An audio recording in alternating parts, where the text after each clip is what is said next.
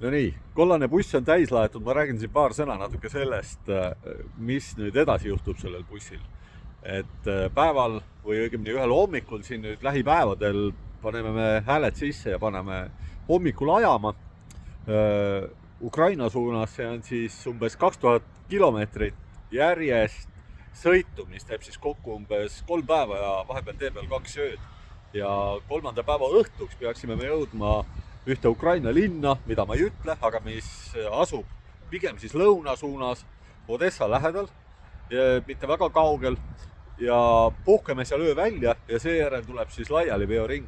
Ja laialiveoring näeb meil välja selline, et hakkame pihta Hersoni linnast ja Hersonis on siis, Hersoni lähedal on esimene väeosa, kellele me viime nimelt selle sama kollase bussi. Enne seda muidugi siis selles nimetuslinnas laeme maha kõik need humanitaarkaubad. Homme läheb järgmine auto laadimisse ja ülehomme järgmine. Ja niimoodi hakkame sealt altpoolt siis Hersoni juures nii-öelda sõitma üles rindejoone taga. Ja oleme suhteliselt lähedal rindejoonele üldiselt kogu aeg. Seal, see olenevalt sellest, kuidas tee läheb. Mõnes kohas võib olla isegi kuni 5, 6, 7 kilomeetrit, mõnes kohas võib-olla 50 kilomeetrit. Sealt edasi Zaporižžja regiooni, kus on siis järgmine selline tulipunkt ja seal anname järgmise auto üle. Ja sealt edasi omakorda siis Donetskisse, kus ootab meid päris mitu väeosa, kes on keerulistes kohtades, püüame neile ligi saada ja kui vähegi võimalik. Igale poole alati ei pruugi ligi saada, aga kui on võimalik, siis püüame neile otse koha peale kätte viia ja ühtlasi tahaks siis anda omakorda natukene infot sealt koha pealt ka eestlastele, et mis see seis on ja millised on meeleolud, millised on olud ja nii edasi. Et umbes selline näeb see meie reis välja, aga paar sõna veel sellest, et jube keeruline viimasel ajal üldse selle jaoks raha korjata. Eesti inimestel on kõikidel, paljudel on Ukraina lipud Facebooki kontodel, aga paljude toetus sellega piirdub.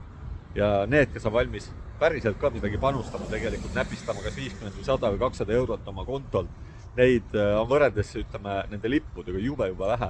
Küll leidub neid palju, kes teavad täpselt nii-öelda maailma neil pulkadeks võetud ja nad teavad täpselt, kuidas Ukrainas on kõik iga viimane kui inimene korrumpeerunud ja kõik on lollid ja tegelikult tuleks rahu eest võidelda ja nii edasi. Et igaühe valik, mida ta ise usub, et kes usub neid jutte sellest, kuidas Ukraina peaks relvad maha panema, need kõik on slaavlased ja see pole meie asi ja nii edasi. Okei.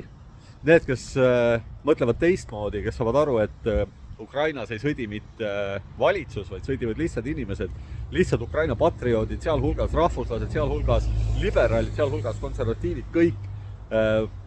Neid ma kutsun üles vaatama oma rahakotti ja kui on see võimalus, siis toetama selle abi kohale viimist meil. Et me oleme ostnud tänaseks 5 autot erinevat, õigemini 4 autot ja 5 peaks lähipäeval õnnestuma osta.